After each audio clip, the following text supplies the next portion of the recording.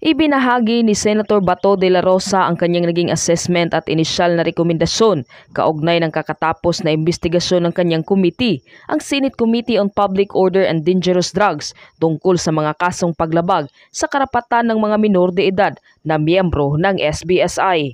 Narito ang buong detalye. Ngunit bago tayo magpatuloy, huwag kalimutang i-like, share, subscribe, and click the notification bell for more updates and for more upcoming videos. Maraming salamat! Unang-una, naghanap si Senator Bato de la Rosa ng paraan kung paano makontrol ang pag-issue ng mga PECB-RMA kung kailangan ng legislation dahil kung iisipin, mahigit 3,600 hectares na lupa ang maaaring ipagamit sa grupo ng SBSI. Malaki kung iisipin, pero ang pinapriority umano niya ay ang mga batang maaapektuhan sa plano ng DENR na paalasin na sila sa sitiyo Kapihan. Ayon pa kay Senator Bato de la Rosa, ang isang naging resulta ng hearing ay talagang nahuli na sila, nakakulong na sila ngayon. At pangalawa, as far as legislation is concerned, yung mga magiging recommendation natin kasama na doon ang mga dapat gawin ng DENR at DSWD. Kung talagang ma-revoke yung PECB-RMA ng SBSI, ay dapat nakahanda na yung ibang ahensya na ma-involve doon sa relocation ng mga miyembro pabalik doon sa kanilang mga dating komunidad. So the investigation is terminated as of today. What are you going to recommend? Number one, for DNR to really do their job. Kasi tagal sila kapag-decide on what to do. Kung i-revoke ba o hindi. But nakita naman natin, there are really a number of violations as to their PAC-BARMA. No? So, sana, bilisan na DNR yung kanilang pag-revoke ng PAC-BARMA. So, if they find it meritorious to revoke it. What will happen to the residents? So, they will be relocated. Ang plano nga nung local government ng Socorro, ibalik sila sa kanilang mga original barangays kung saan sila naggagaling before February 8 of 2019, yung pag-akyat nila doon sa Kapihan. So, yung original address nila, doon sila ibabalik. And yung na-achieve ng committee dito sa last hearing? Well, nadagdag na-reinforce yung mga ating mga findings during the first hearing. Na-reinforce natin ngayon. Na madami talaga na hindi. Maraming violation na ginagawa. And kung sino talaga silang kulto na? Well, really, matagal ko naman sinabi na talagang kulto sila. Pero marami pang kaninang denial dun sa tinatanong mo sa mga ibang tangos. Well, they can deny all they want, but we have the goods. We have the goods in the form of testimonies of those victims. Very hard to destroy the statements of those minors. At this time, ano yung pieces of legislation that you would push based on the details that we have gathered from that hearings? Number one, hanap tayo ng paraan kung paano makontrol yung pag-issue ng mga PAC-BARMA, no? Yung mga ganon. If kailangan ng legislation yan. Maybe kasi, you can just imagine 3,600 hectares of land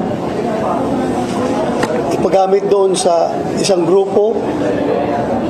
That's quite big already. Siguro, kung tayo ay nag-issue ng franchise license, di ba?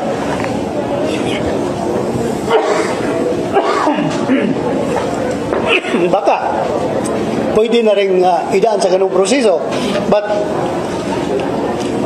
tinitingnan ko pa lang yan. At pinaka nakita ko doon na yung sa Child Welfare Act, yung bata na ayaw na talagang bumalik doon, walang magawa ang korte kundi mag-decide in favor of the parent. So, kailangang tingnan natin yan. Pero paano kung ayaw ng bata?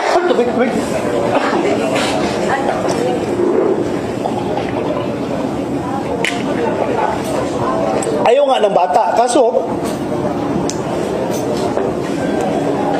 based on the family code, the parents should have first custody of the children. So, kaya inorderan ng korte na ibalik sa parents yung mga bata. And, incidentally, yung parents nila ay nandoon pa rin sa kapihan. So, balik rin sila sa kapihan.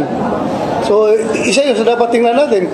Kung ayaw talaga ng bata, bakit ipilit pa natin ibalik sa parents, di ba? So, baka pwedeng mananatili sa DSWD or sa local municipal social welfare officer.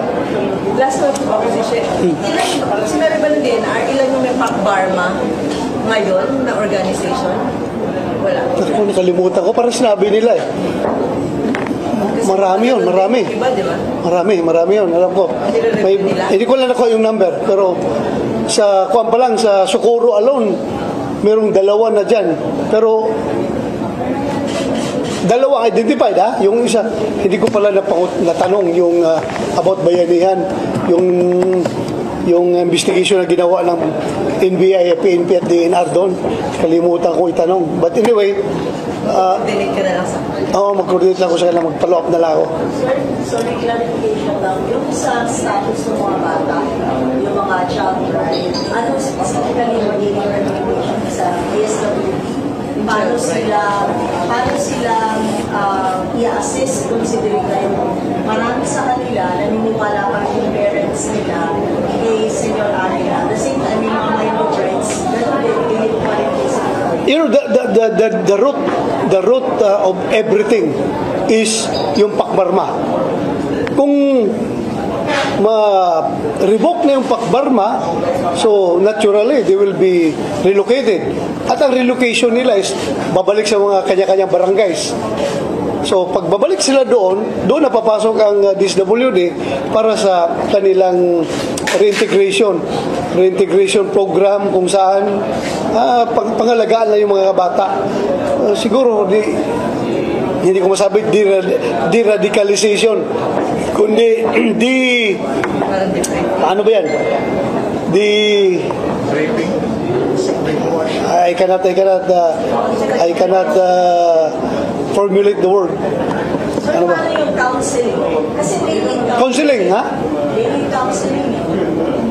Yun nga ang effort na magiging effort ng DSWD. Di ba, present kanina ng LGU, yung kanilang approach, paano nila gagawin.